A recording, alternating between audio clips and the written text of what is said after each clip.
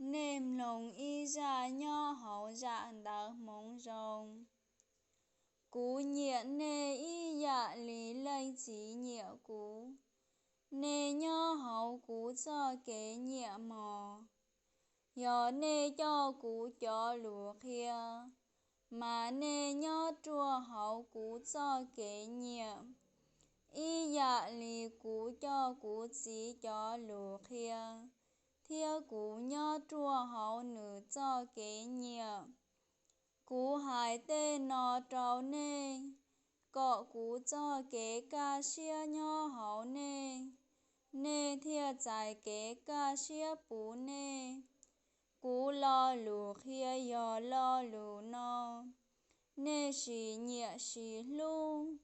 Rồng lì cú tàu nhẹ tàu lưu nê. Chỉ mua lên từ mua cho kế nhẹ lo đua tủ ủa xí nữ cho xia trâu nữ chó phong dư.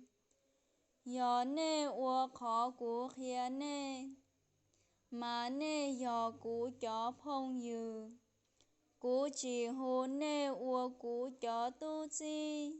Vì tu chi chỉ bao khó ủa tu chữ ủa. Ta chỉ cú hú nê ua phong dư. Vì ta y bùa trái dạ cú nón đạo cú chí.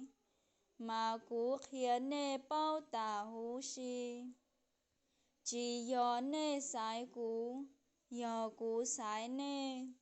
Thia gió cú xá nê mù cọ nê chí chí. Cọ nê chó chí nhó chua. Cọ xứ nê tua cho cú lùm bê thó dạ tường đạo lênh chí. Mà nữ mua trâu nê. Lo lù khía ủa cú mua trâu nê. Gió cọ nê xì nhẹ xì lưu. Gió hua ta